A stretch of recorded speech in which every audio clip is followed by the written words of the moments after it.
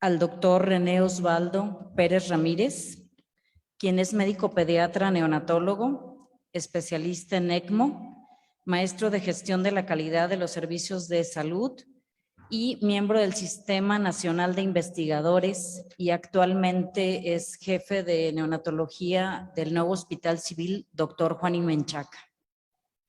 El día de hoy nos presenta el tema terapia con óxido nítrico en recién nacidos.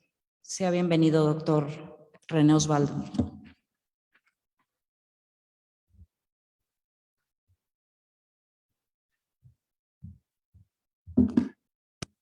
Hola, buenas noches a todos, bienvenidos. Me siento como en casa, puras caras conocidas. Primero que nada quisiera agradecer al Colegio de Neonatólogos del Estado de Jalisco y a la Federación por transmitir esta presentación. Y pues vamos a empezar la plática acerca de cuáles son los usos que se encuentran bajo recomendaciones de la FDA y cuáles son los otros usos que se le pueden dar al óxido nítrico. Nada más vamos a esperar a que podamos comunicarnos con la Federación para poder empezar con la presentación.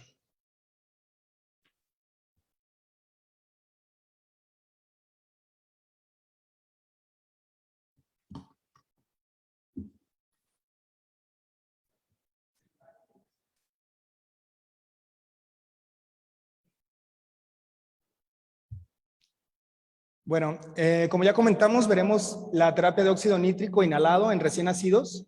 Los objetivos de la plática será dar una breve reseña histórica acerca del óxido nítrico inhalado, revisar cuál es la farmacología del óxido nítrico, su uso y cómo se retira el tratamiento con óxido nítrico, sobre todo en la falla respiratoria hipoxémica con hipertensión arterial pulmonar del recién nacido.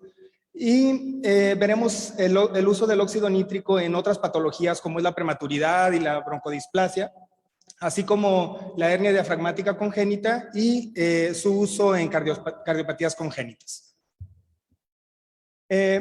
Refiriéndonos un poquito a la historia del óxido nítrico, podemos ver que desde el año 1977 el doctor Murad empezó algunos estudios. Él es un farmacólogo que se encargó de investigar cómo es que la nitroglicerina y algunos otros compuestos vasodilatadores se relacionan o relacionados con la nitroglicerina, producen o actúan de una manera en la que ellos liberan poco a poco óxido nítrico y relajan a su vez las células de músculo liso en la vasculatura pulmonar.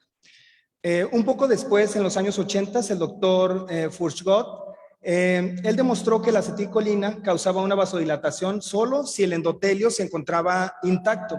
Y en aquellas células en las que nosotros, o más bien cuando teníamos un endotelio que estaba lesionado, la acetilcolina fallaba en realizar esta vasodilatación. El doctor Furchgott llamó a esta molécula que se encargaba de la vasodilatación, la llamó factor asociado al endotelio o factor derivado relajante del endotelio. Y más adelante el doctor Luis Ignarro participó en la búsqueda de la naturaleza química de este factor relacionado o derivado del endotelio y realizó una brillante serie de análisis y concluyó en 1986 que junto con el doctor Furchgott, independientemente de él, se dio cuenta de que este factor era idéntico al óxido nítrico. Derivado de estos estudios, fue que estos tres médicos ganaron más adelante, en 1998, el premio Nobel por el descubrimiento de que una molécula tan pequeña, una molécula que solo consta de dos átomos, pudiera ser tan importante como un neurotransmisor o un transmisor celular o intracelular que se encargue de tantas actividades relacionadas a la actividad muscular y al control de la vasculatura en el pulmón. No fue hasta más adelante, en 1992, cuando el doctor Sapol realizó los primeros estudios en los cuales se hicieron estudios ya en humanos para utilizar el tratamiento con óxido nítrico en bebés con hipertensión pulmonar y en niños que tenían cardiopatías congénitas. Es importante recordar que para estas fechas lo único que se conocía acerca del óxido nítrico es que era un contaminante que se producía cuando nosotros teníamos combustión de algún hidrocarburo, por ejemplo, y que sabíamos que cuando había zonas de tráfico pesadas o con alta contaminación, nosotros teníamos altos niveles de esta sustancia y que esto era tóxico para el humano y que podía ocasionar mucho daño en nuestro organismo. Por lo tanto, todos estos investigaciones que se realizaron más adelante, no es difícil pensar que cada vez que ellos querían conseguir algún botellón o algún frasco de óxido nítrico, no era como lo tenemos en este momento, como lo podemos ver aquí, sino que eran botellones de óxido nítrico que estaban marcados con una calavera diciendo que era un gas sumamente tóxico. Los primeros experimentos que se realizaron en animales utilizaban protección o equipamiento muy avanzado para evitar que tuvieran intoxicaciones. Ellos esperaban que cuando empezaran a utilizar el óxido nítrico en los primeros animales, los animales morirían inmediatamente.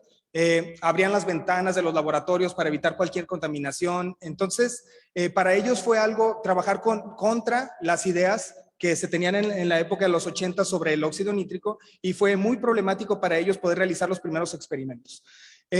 Para su alegría fue que el primer tratamiento que utilizaron en animales pues fue muy favorecedor, y ellos pudieron demostrar que el uso de óxido nítrico revertía el efecto vasoconstrictor de otros medicamentos que utilizaron para inducir la hipertensión arterial pulmonar, y que fue muy efectivo. Derivado de estos estudios, entonces el doctor Sopol empezó a trabajar sobre cuáles serían los primeros bebés a los que aplicarían este tipo de tratamiento. Los primeros casos en los que ellos empezaron a utilizar óxido nítrico en recién nacidos fue prácticamente como una terapia de rescate en aquellos pacientes que estaban previos a ir a ECMO y que lo utilizaban como solamente una terapia de salvamiento, y era así como entraban este tipo de ensayos clínicos. Después de los estudios que realizó el doctor Sapol, la FDA en 1999 autorizó o aprobó el uso de óxido nítrico para el tratamiento de la hipertensión pulmonar en el recién nacido y en el recién nacido casi a término, que se encontraba con falla respiratoria hipoxémica y con hipertensión arterial pulmonar persistente del recién nacido. Estos tres doctores, debido a sus investigaciones, como ya lo comenté, se ganaron el Premio Nobel de Fisiología y Medicina en el año 1998. Y el doctor Sapol, que fue el principal contribuyente para que se empezaran los estudios ya en humanos. Cuando hablamos de la farmacología del ONI, nos vamos a basar sobre todo en su química, su farmacocinética y su farmacodinamia. El óxido nítrico es una molécula muy pequeña, como ya mencionamos, solamente está compuesta por oxígeno y por nitrógeno, es inodora, incolora y es mínimamente soluble en agua. Esta se produce en el ambiente durante las tormentas eléctricas y también como un contaminante durante la combustión de hidrocarburos. Esto genera concentraciones que pueden llegar a ser tan altas como 1.5 partes por millón, lo que puede generar que, aunque nosotros estemos en el tráfico y demás, estamos inhalando esta sustancia y puede tener algún efecto en la vasculatura de nuestros pulmones. De hecho, hay algunos estudios también en los que se relaciona cómo el tabaco puede generar, por medio de la nicotina, un incremento en la producción o un incremento en la elevación de óxido nítrico, y que esto puede generar vasodilatación y algunos otros problemas también asociados a los pacientes que se encuentran con tabaquismo crónico. El óxido nítrico se difunde a través de las membranas libremente debido a que puede cruzar perfectamente por las sustancias lipídicas como son las membranas celulares. Tiene una vida media muy corta que va desde 0.1 hasta 5 segundos y se metaboliza rápidamente a nitritos y a nitratos y se inactiva rápidamente al contacto con la hemoglobina. De manera endógena, el óxido nítrico se produce debido a la función de la óxido nítrico sintasa, que tenemos nosotros 3 formas en nuestro organismo. La primera de ellas es la óxido nítrico sintasa tipo 1, que es la neuronal. Tenemos la óxido nítrico tipo 2, que es la inducible, y la tipo 3, que es la endotelial. Todas estas van a tener diferentes funciones. En la que nos vamos a centrar nosotros es en la endotelial, que es la que tendría más efecto sobre la vasodilatación. Para la formación del óxido nítrico se requiere de L-arginina y esta L-arginina va a ser transformada a citrulina. La citrulina también se ha utilizado como un suplemento. Actualmente se encuentra en investigación en recién nacidos, que a algunos recién nacidos se les administra citrulina para ver si se puede haber un incremento en la producción de óxido nítrico y que esto tuviera un efecto sobre la hipertensión pulmonar. Podría sonar ilógico el por qué estamos dando un metabolito que es posterior a la producción del óxido nítrico, pero esto es debido a que la citrulina puede regresar al ciclo de la urea y después ser convertida desde citrulina nuevamente hasta arginina y entonces funcionar como un metabolito previo a la formación del óxido nítrico. Para la regulación del tono vascular nosotros tenemos que en la célula endotelial vamos a tener algunas sustancias que son primordiales para esta regulación del tono vascular. Tendremos algunas de ellas que son vasodilatadoras, como lo es el óxido nítrico y las prostaciclinas, y tendremos también algunas sustancias que son vasoconstrictoras, principalmente la endotelina tipo 1. Cuando nosotros tenemos una elevación de la arginina o del ácido araquidónico y la ciclooxigenasa, estas van a incrementar por medio de la vía de la prostaciclina, van a actuar como segundo mensajero con la adenilato ciclasa, quien se va a encargar de producir AMP cíclico. Este va a ser degradado por la fosfodiesterasa tipo 3, la cual es inhibida por la milrinona. Entonces, una de las vías por las cuales nosotros podríamos tener vasodilatación es por el incremento de concentraciones de AMP cíclico en el citoplasma. Y esta va a ser eliminada por el efecto de la degradación del AMP cíclico que se realiza por medio de la fosfodiesterasa tipo 3. En la otra vía nosotros tendríamos el óxido nítrico que va a ser producido por la actividad de la óxido nítrico sintasa, que esta va a actuar con segundos mensajeros en la membrana celular para producir o activar la guanilato ciclasa, que nos va a incrementar las concentraciones de GMP cíclico, y esta va a ser degradada por medio de la fosfodiesterasa tipo 5. Y aquí es donde nosotros tendríamos el efecto del sildenafil, que inhibe directamente la fosfodiesterasa tipo 5 y nos ayuda en el proceso, incrementando las concentraciones y generando entonces vasodilatación.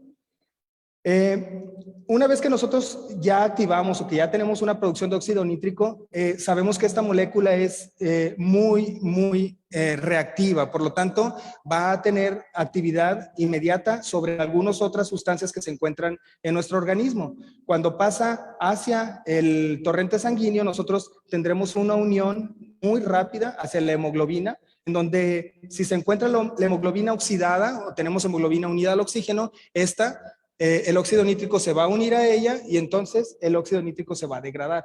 Pero cuando tenemos hemoglobina que no está oxidada, entonces se va a unir directamente a la hemoglobina y vamos a generar metahemoglobinemia. También el óxido nítrico se puede unir a los radicales libres que nosotros tengamos de óxido y a las especies superóxidas, y dependiendo de con qué sustancia se una, nosotros podemos tener resultado una conversión a una sustancia derivada del óxido nítrico que sea un poco más tóxica.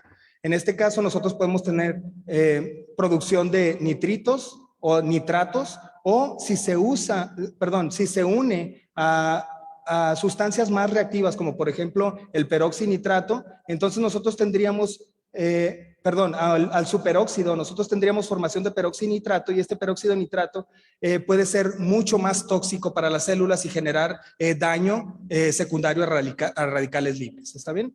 Por lo tanto, el óxido nítrico se degrada muy fácilmente y es raro que nosotros tengamos un efecto más allá de donde se libera o donde tiene un efecto de liberación endotelial. Cuando hablamos de cuáles son los usos del óxido nítrico en el recién nacido, la principal indicación para su uso será siempre la falla respiratoria hipoxémica y la hipertensión pulmonar persistente del recién nacido. Esto sobre todo en el paciente casi a término o de término. Utilizo el término casi a término porque la autorización por la FDA se dio en 1999 y no teníamos todavía el término de prematuro tardío. ¿Está bien?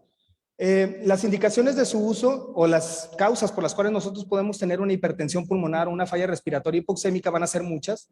Nosotros podemos tener alteraciones como por ejemplo un ducto arterioso, que tengamos un cortocircuito de derecha a izquierda, que tengamos un cortocircuito bidireccional en el foramen oval, que tengamos una disfunción ventricular del lado derecho, que tengamos una disfunción ventricular del lado izquierdo. Todas estas podrían ocasionar de alguna forma hipertensión pulmonar. También cuando tenemos alguna reducción del flujo arterial, ya sea por policitemia o por alguna otra razón, nosotros tendremos problemas de hipertensión pulmonar. Cuando tengamos vasoconstricción pulmonar aguda, ya sea por hipoxemia o por reactividad secundaria a alguna enfermedad alveolar, a enfermedades vasculares crónicas o a daños secundarios al remodelamiento vascular pulmonar, que como por ejemplo los pacientes que tienen una restricción del crecimiento intrauterino, que tienen una deficiencia crónica de oxígeno y que esto los puede llevar a remodelamiento de la vasculatura pulmonar. Todas estas van a generar cortocircuitos de la ventilación-perfusión y esto nos va a generar que tengamos una hipoxemia en el paciente. Entonces tendríamos una dificultad respiratoria con hipoxemia. Las causas alveolares que pueden presentar esta hipertensión pulmonar van a ser muchas. Pueden ser desde deficiencia de surfactante, consumo del surfactante, defectos en los transportadores, enfermedades genéticas, displasia alveolar capilar. Todos ellos pueden ser contribuyentes para que nosotros tengamos una enfermedad que se presente como una falla respiratoria hipoxémica con una hipertensión pulmonar persistente del recién nacido secundario.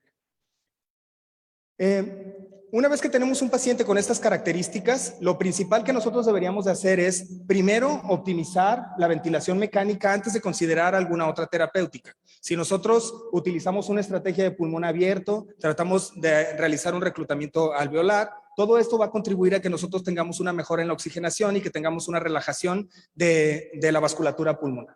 Si con esto no es suficiente y nosotros persistimos con una falla respiratoria, el siguiente paso será considerar surfactante, favorecer o optimizar la sedación, optimizar el estado hemodinámico del paciente y el equilibrio ácido-básico, ya que se conoce que cuando nosotros tenemos una acidosis persistente, esto va a contribuir a que nosotros tengamos una vasoconstricción de la vasculatura pulmonar.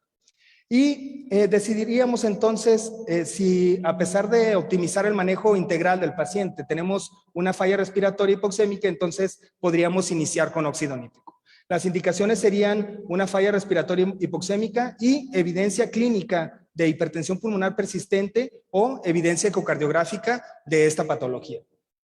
Cuando nosotros hablamos de algunos indicadores para saber si podemos iniciar el óxido nítrico o no, la evidencia nos marca que tendría que ser más allá de los 25 de índice de oxigenación, pero algunos autores tienen opiniones al respecto y nos comentan que cuando nosotros tenemos un índice de oxigenación entre 15 y 25 es tiempo para empezar a considerar esta terapia. La evidencia, como les comentaba, existen muchos estudios al respecto. Podemos decir que lo que favorece a que nosotros utilicemos el óxido nítrico o quien lo aprueba son muchos estudios que se realizaron en recién nacidos casi a término y a término, en donde se favorece principalmente la mortalidad y la necesidad de uso de ECMO. Nosotros llegamos a tener evidencia hasta con un RR de 0.66 que nos dice que hasta 33-34% menos de los pacientes que tienen terapia con óxido nítrico va a requerir de ECMO o va a fallecer antes de su egreso. Esta evidencia es soportada por muchas asociaciones y podríamos considerar que de todas las causas que contribuyen a que nosotros tengamos una hipertensión arterial pulmonar persistente, va a haber algunas de ellas que tienen una respuesta muy favorable y algunas otras que no tanto, y todas ellas se podrían presentar con la misma clínica, por lo que sería muy importante para nosotros que contemos siempre con una ecocardiografía que nos diga cómo se encuentra la anatomía de ese paciente y si tenemos datos francos de una hipertensión arterial pulmonar. Porque existen algunos casos, como lo vemos aquí en rosita, todos los que se encuentran en rosa son causas de hipertensión pulmonar y de falla respiratoria hipoxémica, en las cuales el óxido nítrico ha mostrado que es muy efectivo. ¿Está bien? Podemos mostrar aquí, por ejemplo, aquellos pacientes que tienen una ruptura de membranas prolongada, que tenemos malformaciones renales y que tienen oligohidramnios y que después van a generar una hipoplasia pulmonar.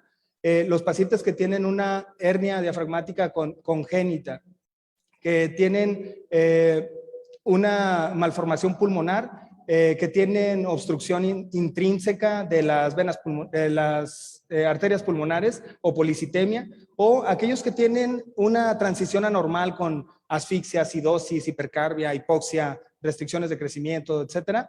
Todos estos van a tener una respuesta favorable al uso de óxido nítrico. De la misma manera, los pacientes que tienen una, perdón, este es gris de aquí, perdón. Todos aquellos que tienen una enfermedad pulmonar parenquimatosa como aspiración de meconio o como neumonía, van a tener buena respuesta, pero estos de aquí que tienen problemas intrínsecos, perdón, ahorita les comenté las hernias diafragmáticas tienen pobre respuesta a óxido nítrico, la prematuridad y el SDR tiene pobre respuesta a oxígeno y la hipertensión idiopática tiene buena respuesta al óxido nítrico.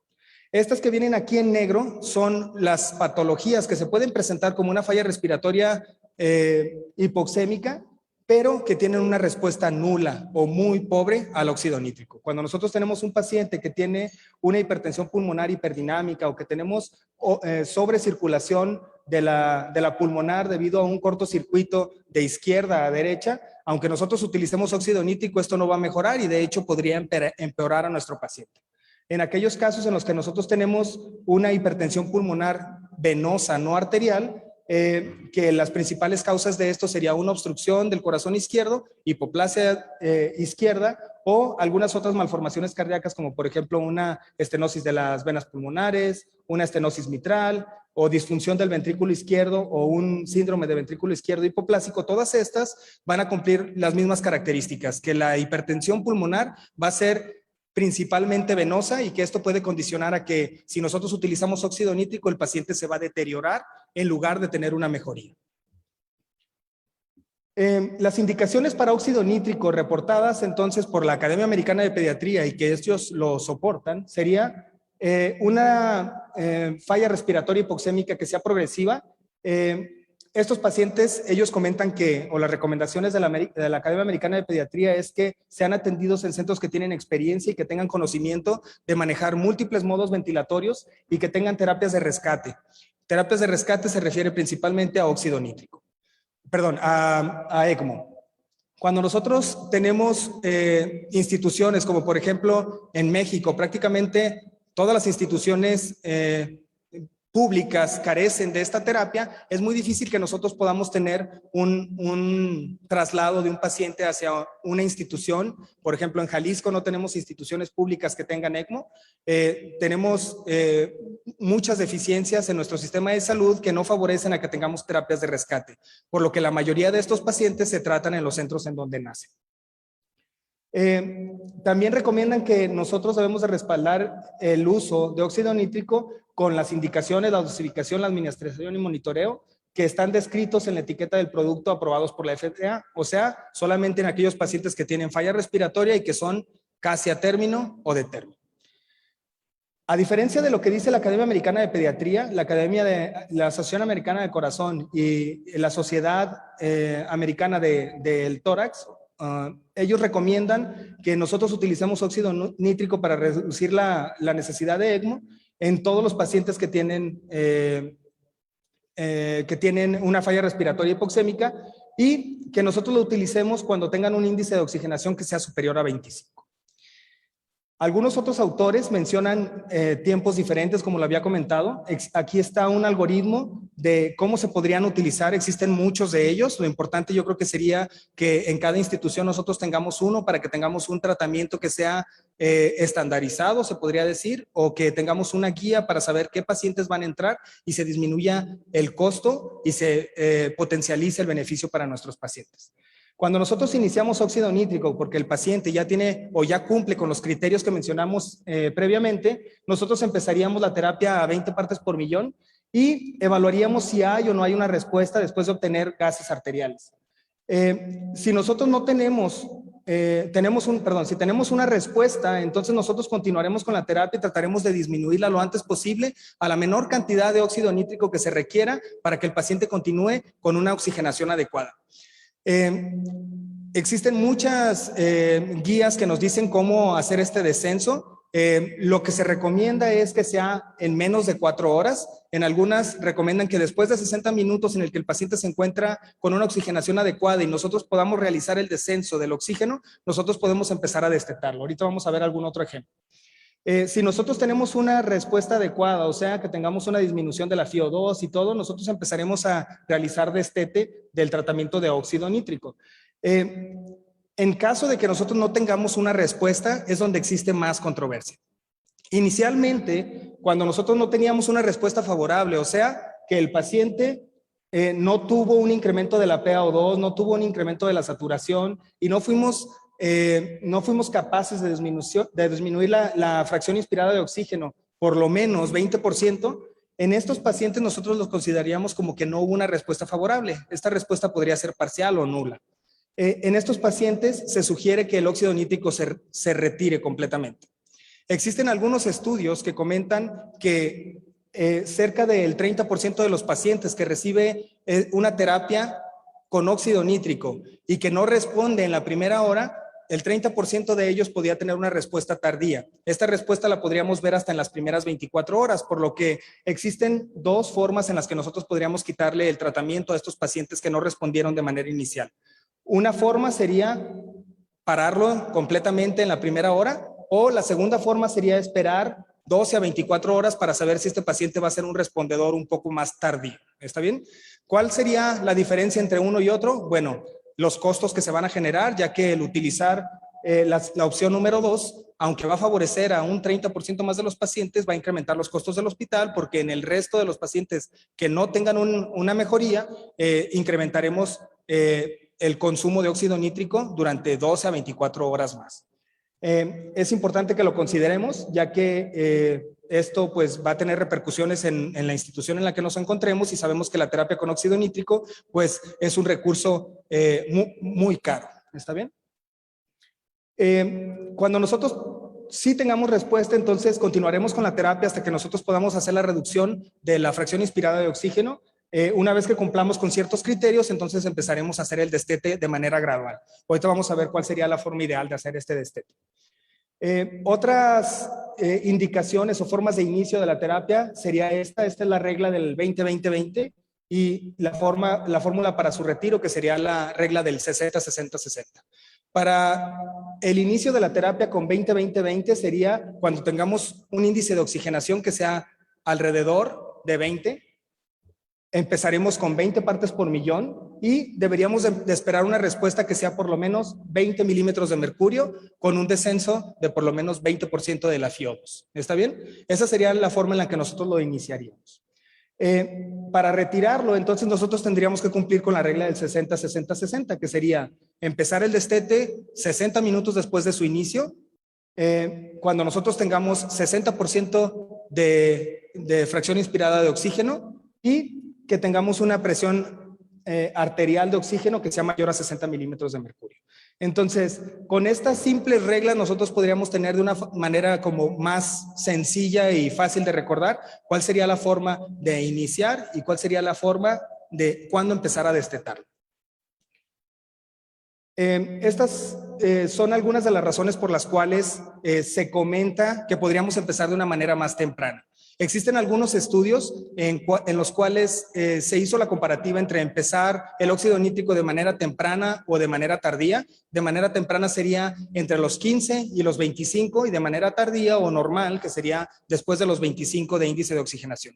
El problema con estos estudios es que después de realizar la revisión existe solo un ensayo clínico que tiene mejor calidad durante el desarrollo de la investigación, pero una vez que realizaron el estudio y tuvieron los resultados, prácticamente el momento en el que se iniciaba el óxido nítrico en todos los pacientes era cuando se tenía un promedio de un índice de oxigenación alrededor de 22. Entonces, en los pacientes del grupo control, como en los del grupo experimental.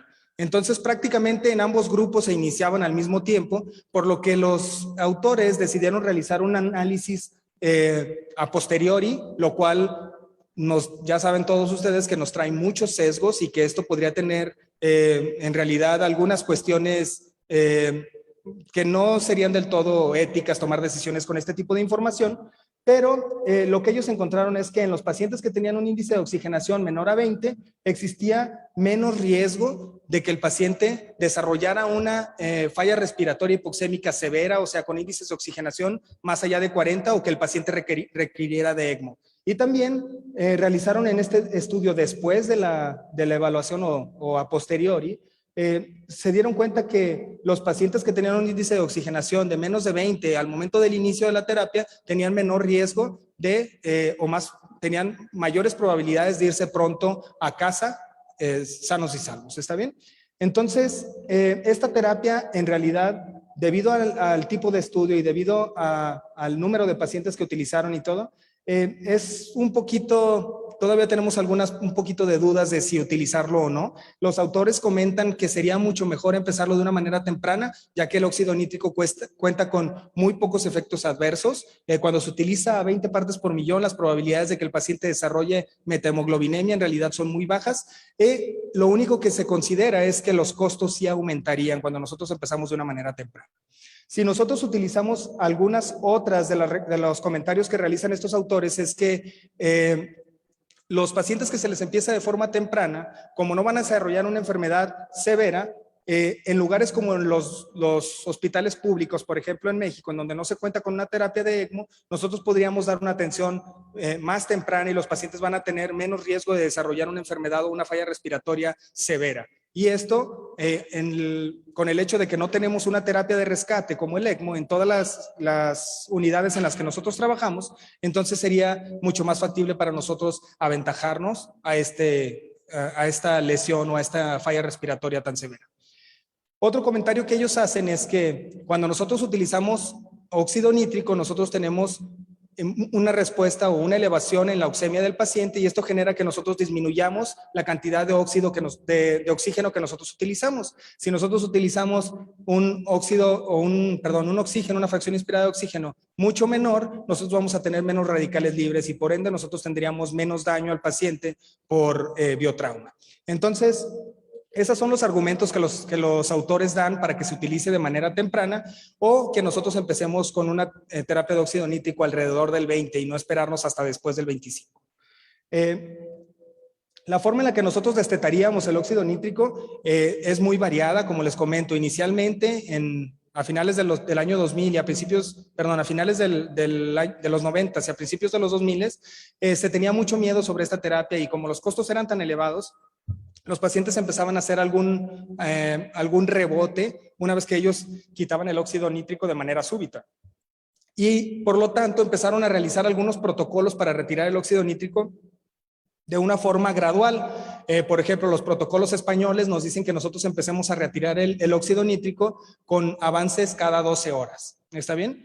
En algunos otros hospitales se fueron avanzando cada vez un poquito más hacia qué tan pronto podíamos destetar el óxido nítrico y algunas recomendaciones nos dicen, como por ejemplo esta de aquí, nos dice que nosotros podemos empezar a retirar el óxido nítrico 5 partes por millón cada 4 horas, o sea, si el paciente ya se encuentra en buenas condiciones y cumplimos con el 60-60-60, podemos empezar a bajar el óxido nítrico de 20 a 15 en 4 horas y a las siguientes 4 horas otra vez y otra vez hasta que nosotros tengamos 5 y una vez que tenemos 5, cada 4 horas vamos a bajar 1 parte por millón.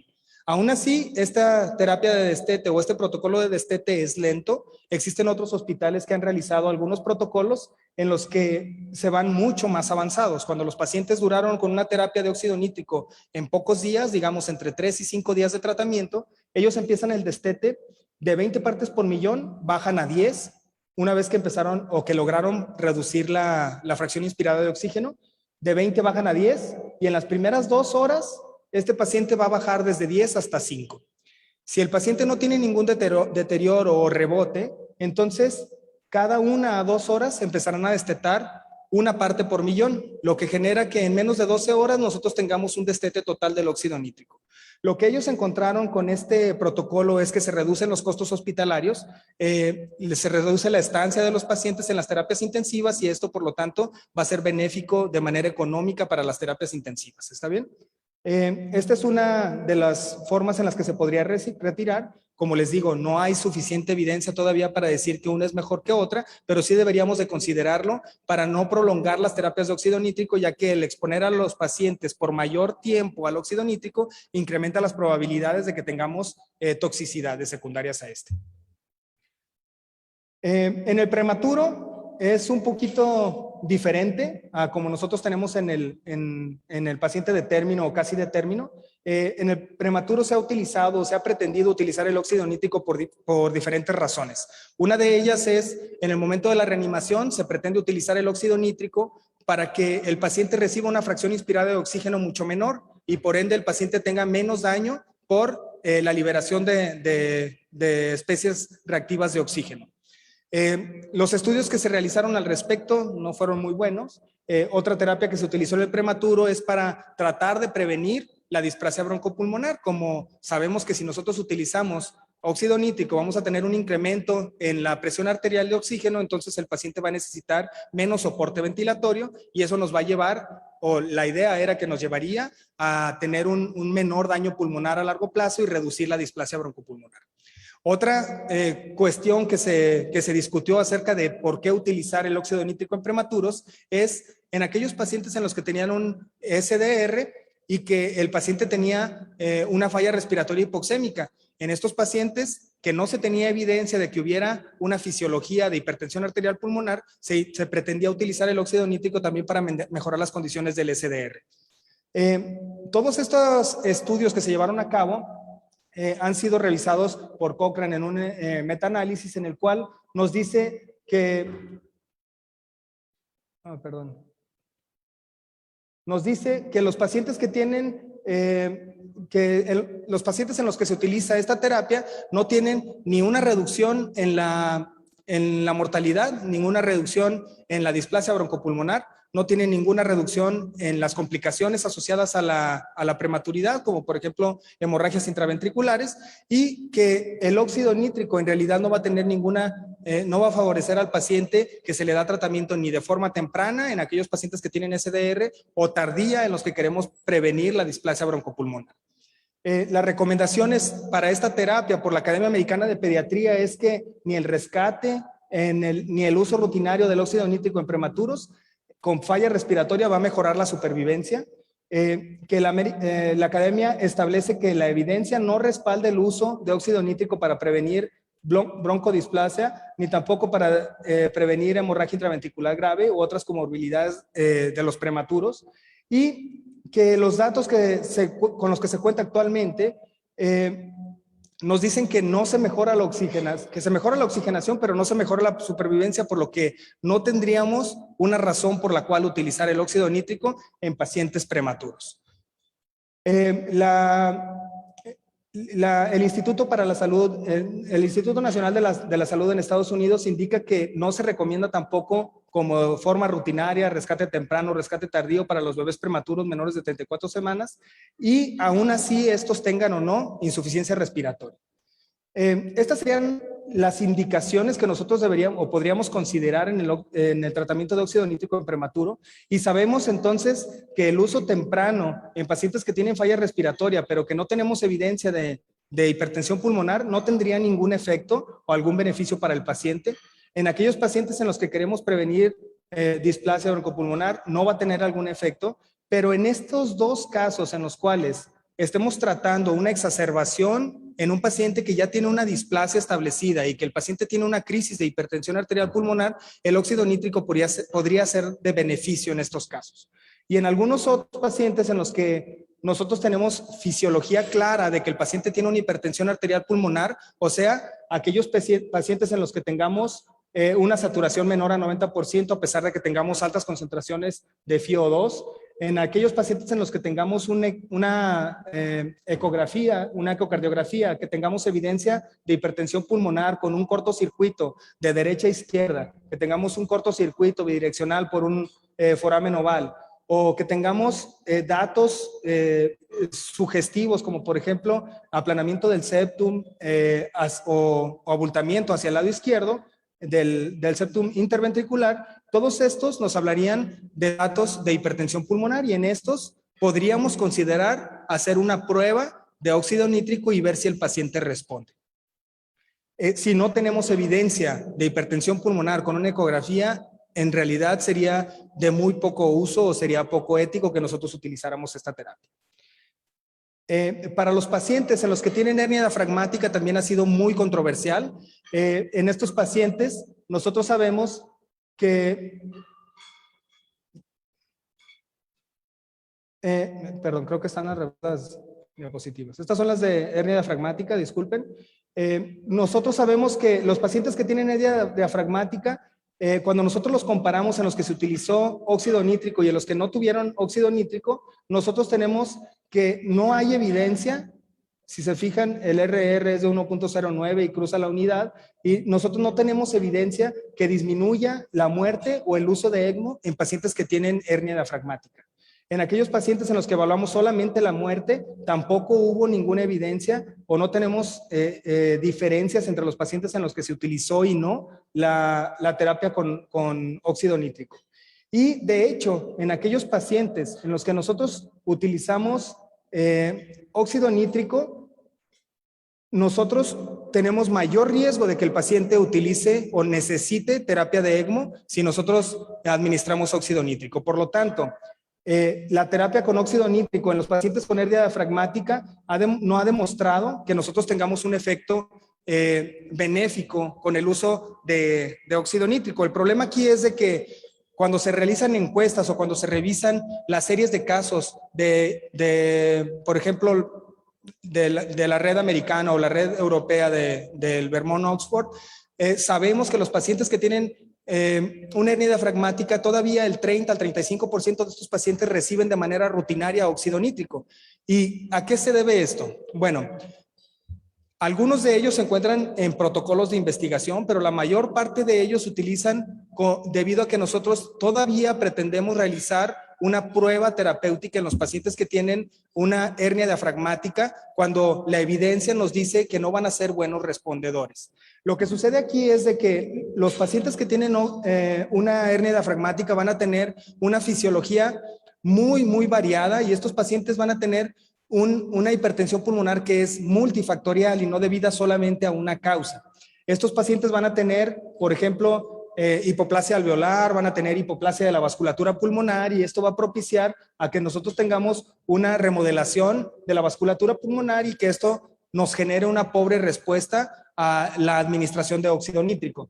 Estos pacientes también regularmente reciben altas concentraciones de oxígeno, lo que puede generar que nosotros tengamos un incremento en la cantidad de radicales libres que se tienen, y estos pacientes que tienen altas cantidades de especies reactivas de oxígeno pueden tener un efecto contraproducente o que combata contra el óxido nítrico en cuanto a uno quiere vasodilatar y el otro quiere hacer una vasoconstricción, y entonces vamos a tener competencia entre ambas acciones.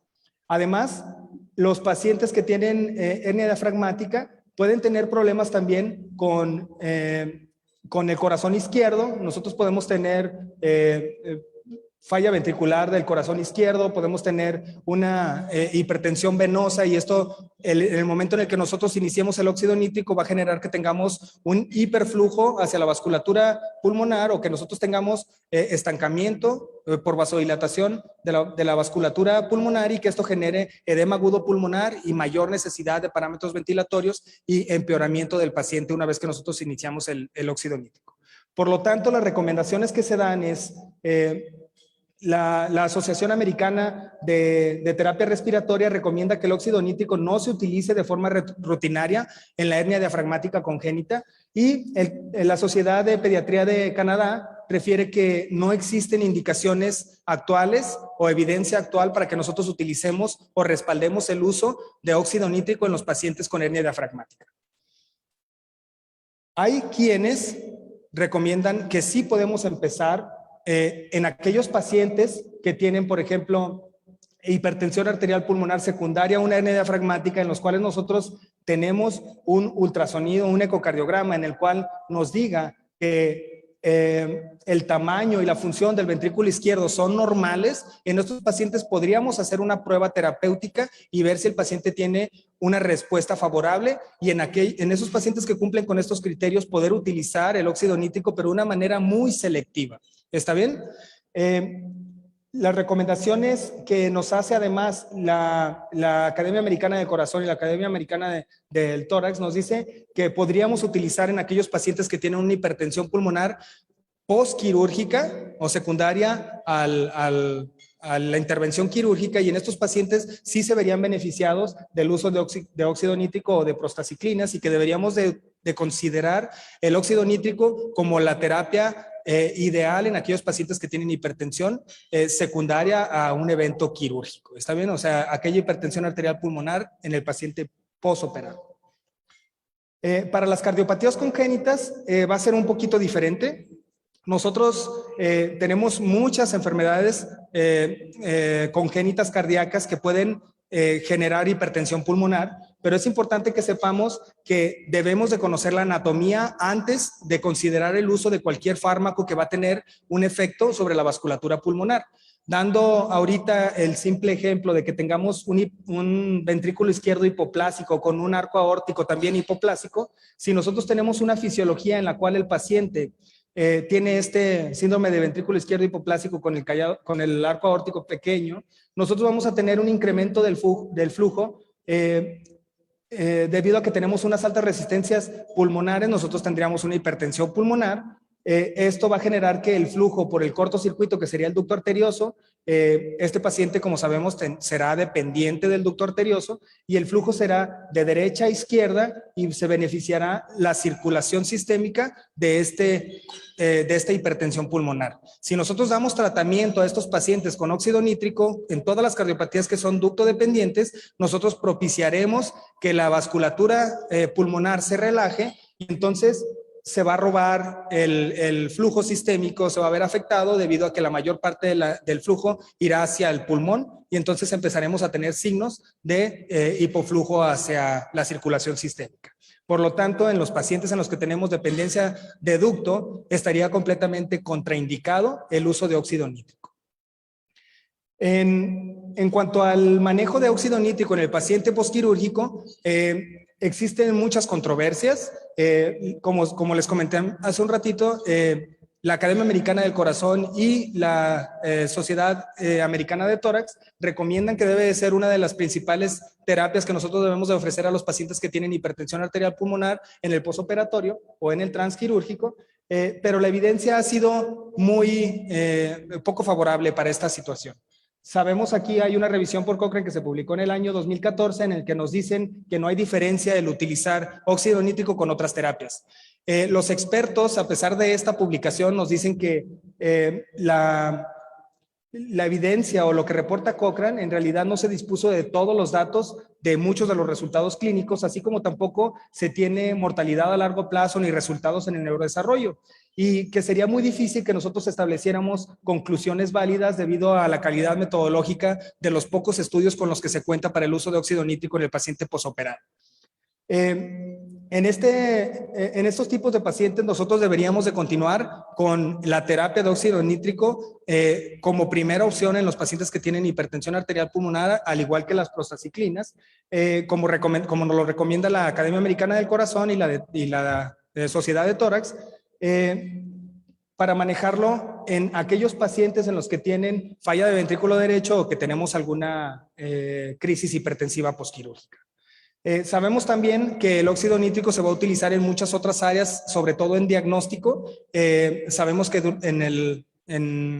durante los cateterismos diagnósticos el óxido nítrico también es de mucha ayuda para que nosotros podamos revisar cuál es la reactividad de la vasculatura pulmonar previo a tomar las decisiones.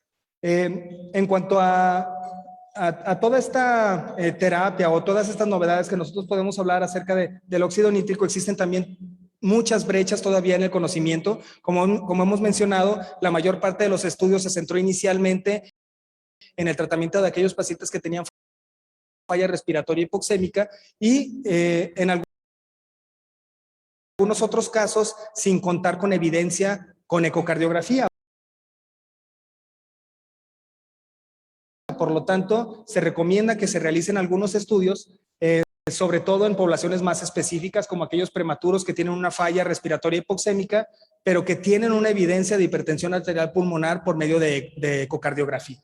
Además, se recomienda que en aquellos pacientes que tienen una hernia diafragmática congénita y que tienen hipertensión arterial pulmonar persistente de recién nacido y que tienen una función y tamaño normales del ventrículo izquierdo, se pudieran realizar algunos ensayos clínicos para saber si esta población un poco más selectiva pudiera tener algún efecto benéfico del tratamiento con óxido nítrico previo a cualquier otra intervención. En aquellos pacientes que tienen displasia broncopulmonar ya establecida, tampoco se cuenta con suficiente evidencia para darles tratamiento cuando estos tienen alguna crisis de hipertensión arterial pulmonar. Sabemos que existen muchas otras terapias que podemos utilizar, pero el óxido nítrico pudiera también jugar algún papel importante en estos pacientes. Y aquellos otros casos en los que nosotros podamos utilizar óxido nítrico en pacientes que tienen hipertensión arterial pulmonar, que se consideraría ya crónica, más en el paciente pediátrico, en los que tienen hipertensión arterial pulmonar, pero que no tienen falla respiratoria hipoxémica, y algunos otros estudios que sean referentes a los protocolos de retiro del óxido nítrico, cómo destetarlo y qué costos, beneficios nosotros podríamos tener de la terapia en pacientes ya sea iniciando de manera temprana o retirando el óxido nítrico de una forma más acelerada.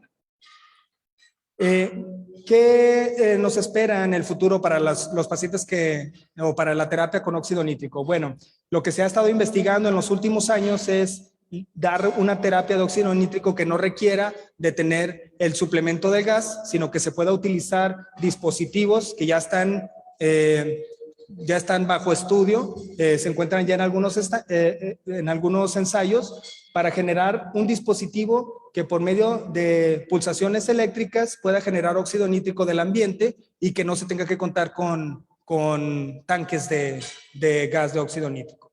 Estas terapias van a favorecer a los pacientes que utilizan o que tienen terapias a largo plazo, o aquellos pacientes que tienen hipertensión crónica o aquellos pacientes que se encuentran en sitios alejados en donde no se puede conseguir fácilmente el insumo del gas. Y pues con esta frase me despido. El mayor enemigo del conocimiento no es la ignorancia, sino la ilusión del conocimiento. Muchísimas gracias y provecho.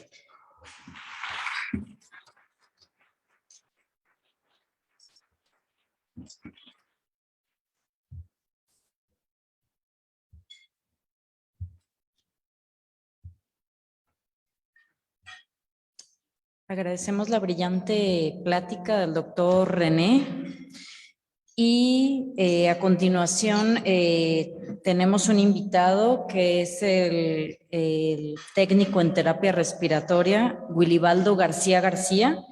Él nos va a hablar de la parte técnica del óxido nítrico. Está adscrito al Instituto Nacional de Perinatología Isidro Espinosa de los Reyes y es representante exclusivo de Mallinckrodt Pharmaceuticals en México, división Inomax. Le damos la palabra a Wilibaldo.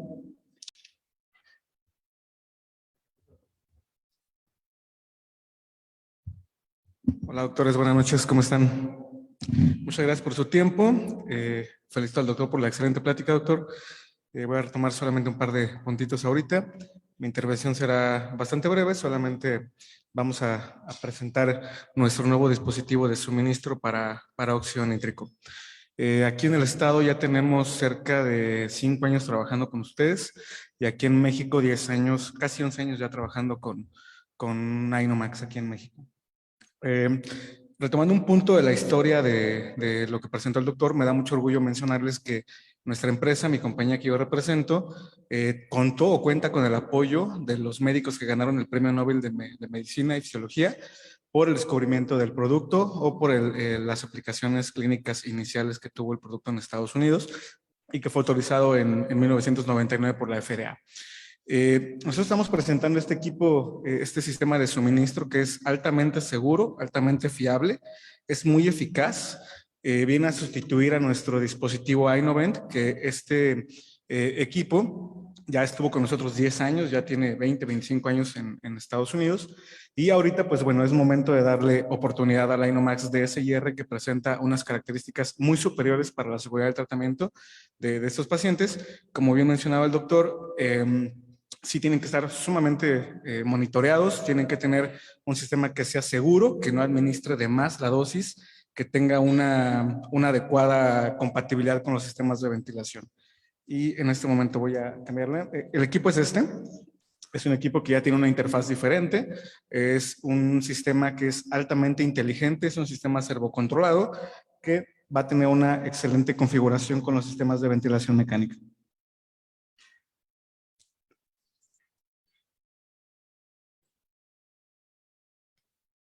Para cambiar esto con esta, ¿verdad? Ok, la parte de la teoría de suministro. Voy a presentarles 4 puntos importantes. El primero es la parte de la teoría de suministro. El equipo tiene que tener un sensor de flujo que pueda medir la velocidad de volumen corriente, el flujo del ventilador y el tipo de curva de flujo del ventilador para poder adaptar la terapia de óxido nítrico y que no vaya a tener, digamos, alguna diferencia en el suministro, que no suministre de más, que no suministre de menos, que sea básicamente constante al momento de administrar la terapia con el paciente. El Inomax DSIR lo logra porque tiene un sensor de flujo de película caliente que hace la medición de estos parámetros que acabo de mencionar para poder hacer el suministro de forma continua y precisa. La siguiente, por favor. La teoría de monitoreo incorpora una válvula, una bomba que hace una succión del flujo de gas inspirado, el flujo de gas fresco inspirado del paciente, 230 mililitros por minuto, para poder monitorear en tiempo real los parámetros de flujo de gas fresco que están llegando al paciente y la mezcla de oxígeno, de óxido nítrico y dióxido de nitrógeno, que es básicamente el metabolito tóxico que se produce entre la combinación de ambos gases. Es un tema bastante importante que tiene que tener un equipo que sea seguro para que pueda monitorear los gases que estamos administrando al paciente. La siguiente. El Inomax DSIR incorpora un sistema de ventilación de respaldo, un sistema de suministro de respaldo, el cual viene a resolver el problema de que la terapia no se suspenda de forma abrupta. Sabemos que si suspende de forma abrupta puede tener un efecto de rebote. Entonces, el Inomax DSIR para la parte de la seguridad puede tener un sistema de respaldo. Si en algún componente falla, se puede pasar al sistema de respaldo y es flujo dependiente. Va a tener una administración continua de óxido nítrico y evita que se suspenda el tratamiento del paciente. La siguiente. Y bueno, el último punto, que es el más importante, es la parte de la compatibilidad con los sistemas de ventilación. Ahorita con los pacientes incluso de COVID pudimos ver que el equipo se puede conectar desde unas puntas nasales de alto flujo, un Vapotherm, un Airvo, todo aquello que tenga una administración de oxígeno de forma continua puede ser compatible con el dispositivo Inomax DSIR, lo cual lo hace pues bastante seguro, lo hace muy estable al momento de administrar la dosis. La eficacia está aprobada, tiene ya registro aprobado por COFEPRIS, está aprobada por la FDA, entonces realmente es altamente seguro y aquí para el Estado llegan el día de mañana. El día de mañana ya podremos contar con los equipos aquí para tenerlos para las instituciones públicas, instituciones privadas que bien lo requieran. Con mucho gusto aquí con nuestro representante de aquí del Estado, con DAESA, pueden consultar dónde lo pueden conseguir, cómo pueden obtener los números de contacto para que puedan solicitarlo. Y básicamente les agradecemos mucho su tiempo, su atención. Muchas gracias al doctor por la plática, gracias al colegio y pues bueno, disfruten la cena. Muchas gracias.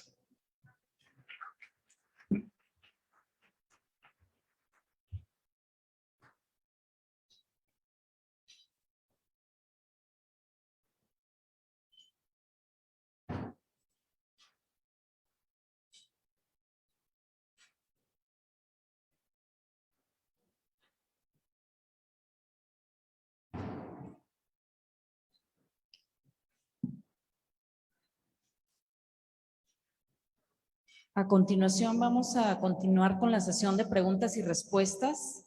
Tenemos algunas preguntas del panel. Nos preguntan sobre el efecto de rebote de la hipertensión arterial pulmonar. Si retiramos el ONI, si no lo hacemos de forma gradual. Sí, de hecho sí existe el riesgo de que se tenga un rebote y lo más importante de todo es que es una terapia que necesita una supervisión y vigilancia ya sea vigilancia con monitores, así como vigilancia con gasometrías, para que nosotros estemos seguros que cada que nosotros hacemos un descenso, el paciente se encuentre estable y corroboremos que el paciente no esté teniendo rebote de la hipertensión pulmonar. Por eso es que se recomienda que sea de manera gradual. Todavía no sabemos cuál es la mejor de todas. Sabemos que existen pacientes que van a tolerar que lo hagamos de una manera acelerada. Sobre todo aquellos pacientes que no tienen un uso crónico de óxido nítrico tienen mejor tolerancia a hacer el destete rápido. Como el que les mostré al final, en el cual nosotros hacíamos un descenso una vez que el paciente se encontraba estable, que teníamos una saturación arriba de 90%, pero que tengamos PaO2 por más de 60 y que tengamos una FiO2 menos de 60, nosotros podemos empezar a destetar de 20 a 10, después a 5, después bajar uno por uno aproximadamente cada hora.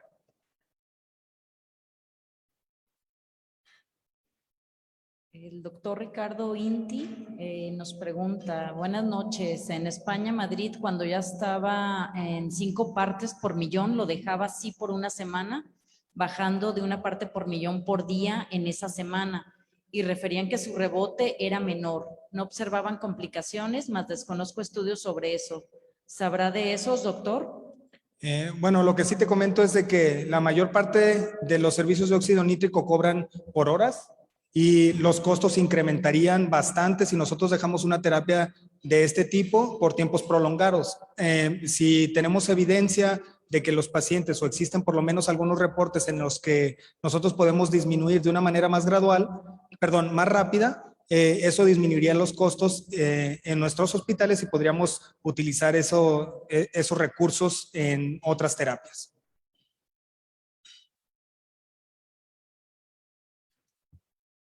¿Qué tan importante es bajar la concentración del oxígeno paralelamente con el óxido nítrico? ¿Cuánto de FiO2 deberíamos estar manejando cuando quitamos el óxido nítrico? Lo ideal no es que sea de manera paralela, sino que lo primero que nosotros tenemos que disminuir es la fracción inspirada de oxígeno. Una vez que nosotros llegamos a un 60%, algunos otros mencionan 50%, dependiendo qué autor leamos, nosotros tenemos que empezar el destete del óxido nítrico una vez que tenemos por lo menos 60 minutos de que el paciente se encuentra con una FiO2 baja.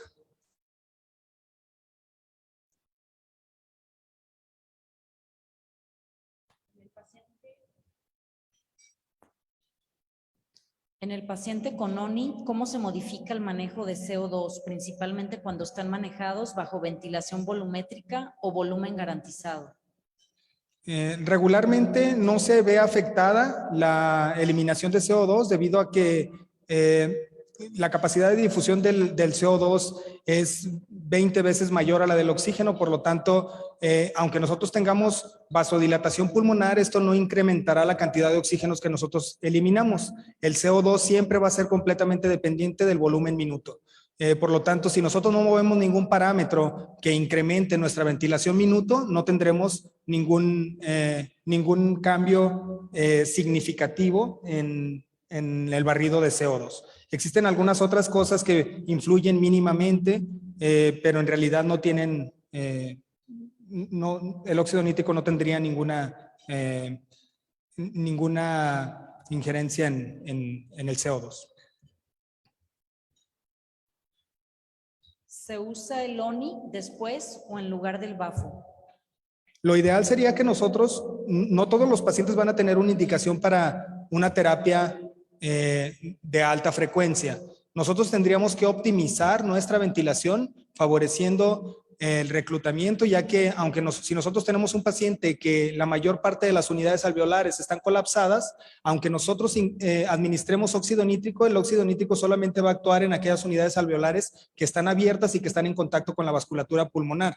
Por lo tanto, para poder reducir el cortocircuito, tendríamos que tener primero optimización del volumen pulmonar. Entonces, ya sea con alta frecuencia o sea con ventilación convencional, lo primero es optimizar el volumen pulmonar, reducir estas unidades alveolares que se encuentran colapsadas para mejorar el efecto del óxido nítrico.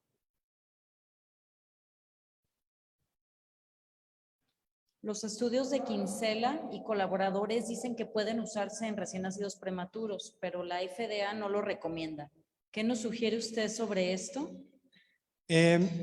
Lo principal de todo es, alguno de los expertos, el doctor Satian, que se encuentra en Sacramento con la Universidad de California, él recomienda que los pacientes que son prematuros y que tienen una falla respiratoria hipoxémica y que tienen evidencia de fisiología de hipertensión arterial pulmonar persistente, o sea, que tengamos un cortocircuito, que tengamos cortocircuito de derecha a izquierda por el ducto, que tengamos un corto bidireccional en el foramen oval, o que tengamos signos del septum interventricular de abombamiento hacia el lado izquierdo, esta sería evidencia suficiente como hacer una prueba para ver si el paciente es respondedor a óxido nítrico. Pero igual, si el paciente no es respondedor, deberíamos de destetarlo, como lo comentamos anteriormente. El doctor Víctor Lara nos pregunta, en un paciente dependiente de ducto, ¿su cierre quirúrgico previo al uso de óxido nítrico podría ser una opción terapéutica? Si nosotros tenemos una cardiopatía dependiente de ducto y nosotros administramos el óxido nítrico, de hecho sería una contraindicación para su uso. Podríamos tener entonces un incremento en el flujo pulmonar y esto nos daría robo sistémico y el paciente se presentaría con deterioro hemodinámico y signos de pobre gasto a circulación sistémica. En su experiencia, ¿hasta cuánto ha llegado a utilizar el óxido nítrico? ¿Más de 20 partes por millón? Bueno, hay algunos reportes, yo lo más que lo he subido es a 40 partes por millón. Hay algunos reportes de algunos pacientes que no responden a 20 y que puedes iniciar o subir a 40 partes por millón de manera momentánea. Lo que sí debemos de saber es de que prácticamente todos los pacientes en los cuales se administra óxido nítrico con incrementos hasta 80, como lo reporta alguna literatura, todos van a tener un incremento en la cantidad de metahemoglobina y esta cantidad de metahemoglobina va a subir por allá del 2 al 10%. Arriba del 10% sería una contraindicación para el óxido nítrico. De 2 a 4 nos recomiendan que hagamos una reducción. Entonces sería poner en riesgo al paciente. Yo lo que recomendaría más es optimizar la ventilación antes de realizar algún incremento en el óxido nítrico. Los pacientes que responden, la mayoría de ellos va a responder a 20 partes por millón. No vería yo la necesidad de subirlo más allá de esto, ya que lo único que incrementaríamos sería el riesgo de que el paciente presente toxicidades. ¿Por cuánto tiempo se mantendría en hernia diafragmática? Como dijimos, la hernia diafragmática va a tener en realidad la causalidad de la hipertensión arterial pulmonar va a ser multifactorial y dependiendo de cuáles sean estos factores que estén asociados a la hipertensión pulmonar de nuestro paciente, sería si es respondedor o no. Solamente una pequeña proporción de pacientes con hernia diafragmática va a responder y en todos estos tendríamos que tener nosotros un tamaño y función del ventrículo izquierdo normales para que pudiéramos hacer una prueba si este paciente responde. No creo que sea necesario que nosotros administremos de manera rutinaria en pacientes con hernia diafragmática y deberíamos de consultarlo siempre con cardiología, con evidencia de un ecocardiograma antes de tomar una decisión de iniciarlo. Jennifer Arias, quisiera saber qué evidencia me podría aportar en cuanto al destete de Loni al inicio de sildenafil. Bueno, el sildenafil es un tratamiento que su uso está muy diseminado en México como estrategia inicial de tratamiento para hipertensión arterial pulmonar, pero no es así en el resto de países, sobre todo en países de primer mundo. El tratamiento con sildenafil se queda como un rescate en los pacientes que tienen hipertensión arterial pulmonar y ellos siempre inician primero con el óxido nítrico antes de empezar tratamiento con sildenafil. Entonces, en realidad la evidencia es muy pobre en cuanto a si debemos o no de retirar el óxido nítrico cuando nosotros empezamos tratamiento con sildenafil.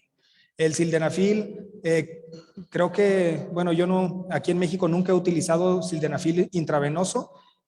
Los pacientes o los estudios que demuestran que el sildenafil puede ser utilizado de manera aguda, regularmente es con tratamiento intravenoso, no con tabletas, como se hace aquí en México, como por lo menos la experiencia que yo tengo acerca del sildenafil. Por lo tanto, no tendría evidencias con lo cual apoyar el retiro de óxido nítrico después del inicio del sildenafil. La reducción del óxido nítrico, ¿cómo sería el descenso en caso de encontrarse en ventilación de alta frecuencia? Lo que yo recomendaría es la estrategia en la cual nosotros expongamos al paciente el menor tiempo a esta terapia. Por lo tanto, yo recomendaría que una vez que se realice el descenso a 60% de FiO2, empezar el destete gradual del óxido nítrico de 20 a 10, en las primeras 2 horas bajar a 5 y después de eso bajar una parte por millón cada 1 a 2 horas y el paciente continúa estable. Y por supuesto que no tengamos ningún rebote.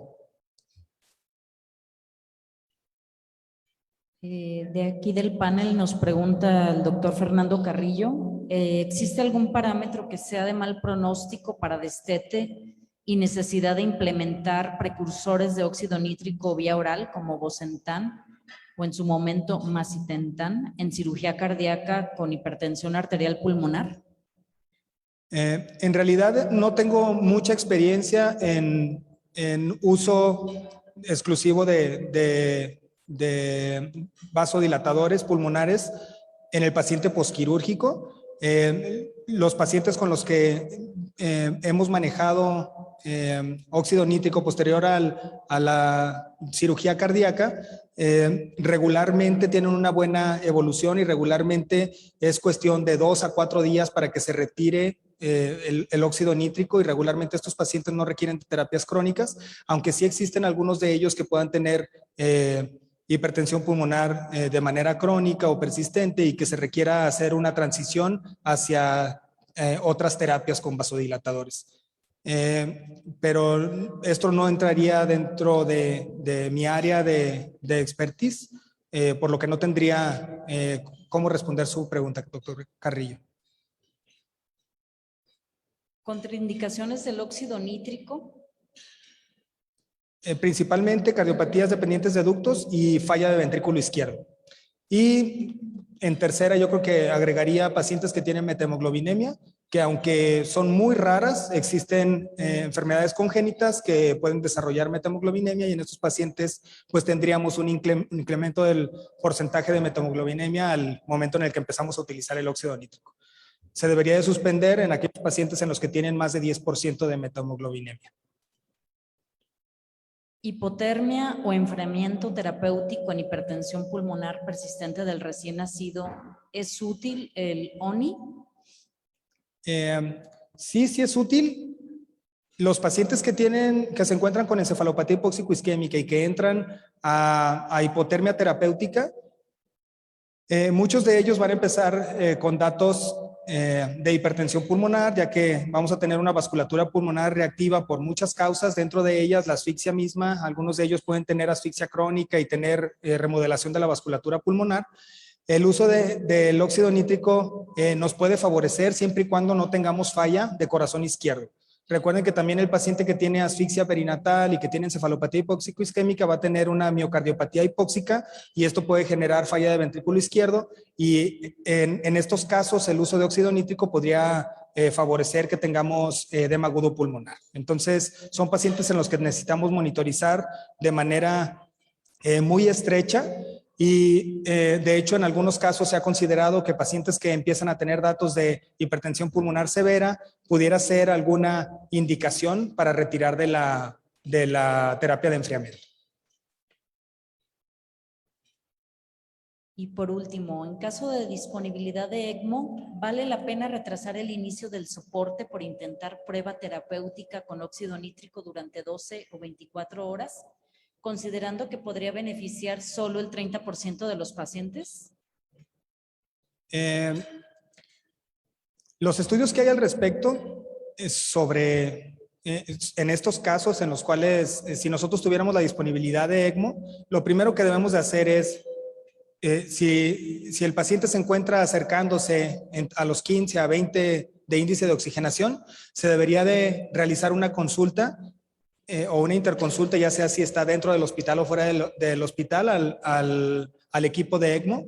La mayor parte de los equipos de ECMO te van a sugerir que continúes el tratamiento con óxido nítrico y esperemos una respuesta. Siempre y cuando el paciente no tenga deterioro súbito o el índice de oxigenación no incremente a una falla respiratoria hipoxémica severa. Si el paciente se mantiene entre 15 y 25, la recomendación sería continuar. Si el paciente incrementa el índice de oxigenación más allá de 25 de manera súbita, existen algunos criterios que nos van a ir diciendo cuándo el paciente sería candidato para intervenir inmediatamente canular y empezar con terapia ECMO. Esto sería principalmente una persistencia a pesar de que nosotros tengamos optimización de la ventilación, de que tengamos terapia con óxido nítrico, administración de surfactante, etcétera, y el paciente continúe con una falla respiratoria moderada a severa, o sea, entre 25 y 40, de manera persistente por más de 6 horas, sin mejoría. Muy bien. Pues muchas gracias, doctor René Osvaldo Pérez Ramírez. Tiene muchas felicitaciones de una excelente ponencia. Y damos por concluida esta sesión bimensual del Colegio de Médicos Neonatólogos de Jalisco, agradeciendo su participación activa en esta administración, en este bienio 2021-2023. Gracias a todos por su asistencia. Gracias, doctor René. Muchas gracias y buenas noches a todos. Provecho.